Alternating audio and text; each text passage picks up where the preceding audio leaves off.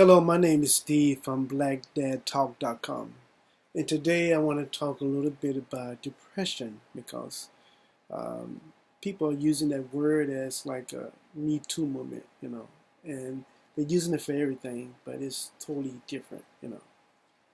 And um, I talked to a friend the other day, and he went on vacation, and he told me on his vacation he started feeling depressed. He went through a short-term depression because he couldn't get what he wanted, the luxuries and you know complimentaries of you know on his vacation that he did at home. So um, disclaimer: I'm a nurse, not a doctor, so this is not a medical advice, but I do have to tell you what my experience is in the mental health field and account what I experienced. In my opinion is just an opinion. Um, there are three types of I would call so-called depression. Okay, the first one is woe is me, the sky's falling, look at me, attention seekers depression. I mean, these are the people like if you break a nail, they said he broke a finger. So if it's like attention seekers. They say, hey, I cut myself, but it's so shallow, it's like a scratch. But you want to show the whole world that I need attention. I'm a spoiled brat. Look at me, love me. If you don't love me, I'm gonna do something to myself, and it's gonna be your fault. Those we call attention seekers. They are important too, because it's the reason why they have these triggers and why they act the way they are. But I'm not going into that. I call them Me Too depression right now. Okay. And the number two is uh, depression is we call it long-term or short-term depression. Like these people, something tragically happened to them. You know, their spouse might have died in a car wreck. Their baby might have died at birth.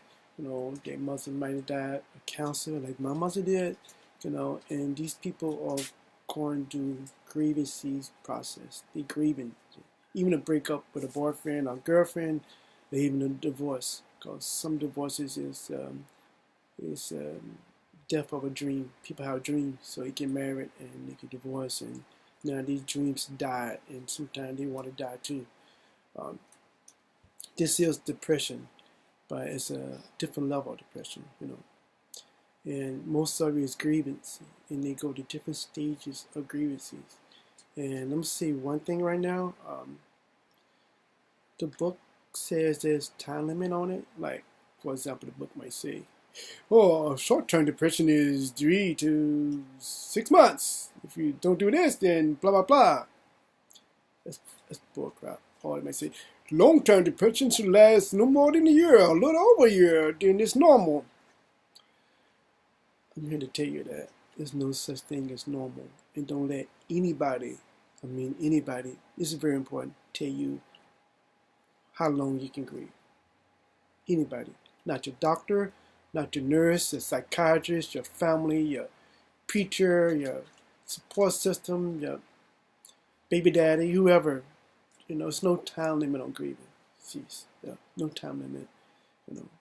When my mother died, people complimented me on that. I got over it quickly. I went through the grieving process rapidly and blah blah blah. And that's not true. It's not true at all. You know, I was so busy that half the time I didn't have time to grieve. And I didn't let my mother go. I didn't get over it. I took a picture of my mom, put it in my wallet. And every moment I talk about myself, I'm talking about her.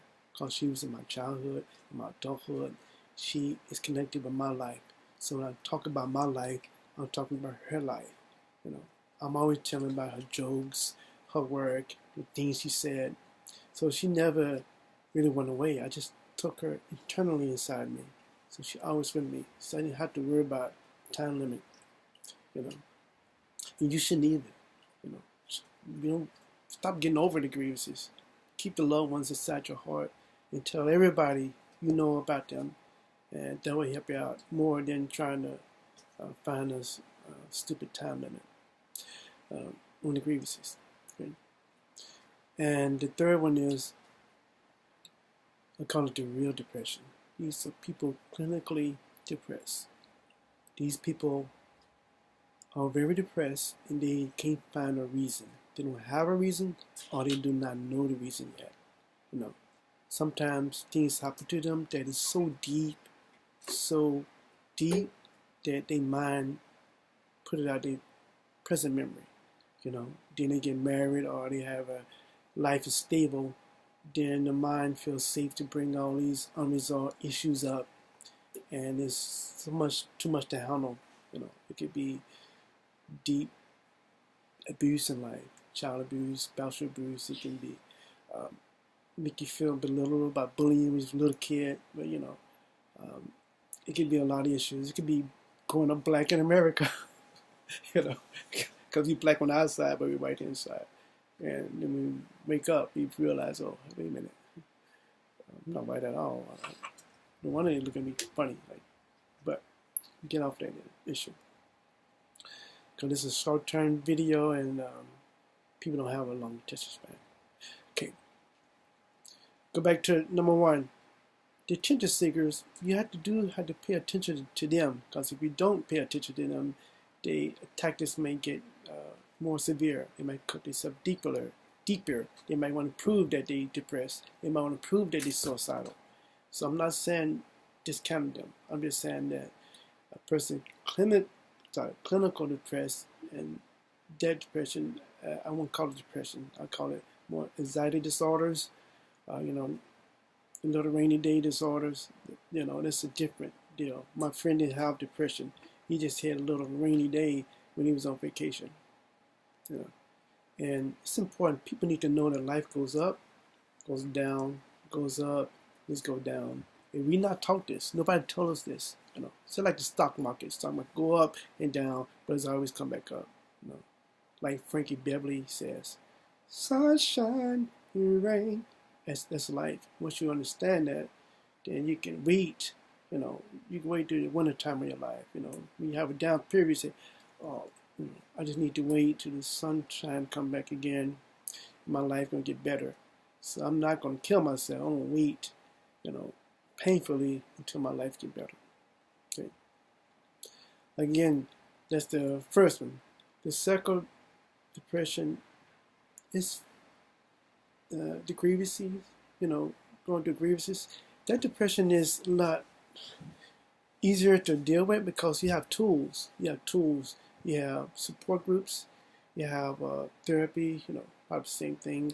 You have medication that can get you over the winter time of your life, and so you have a lot of tools to work that period of your life. You know, as a nurse, I think medications should be short term for that type of depression, because once you start feeling better, you need to taper off that medication and try to let your body make the natural chemicals that it makes to make you deal with everyday life.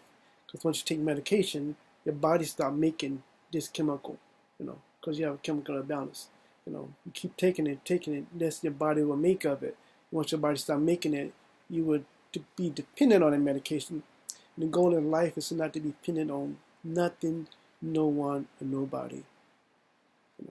You don't need to be dependent on no one. You need to be dependent on yourself to survive. Okay. And so you need to take the medication, you know, to survive this down period. When you get over it, not get over it, when once you start to live with it, then you decrease the medication to get on with your life. And that's the second depression.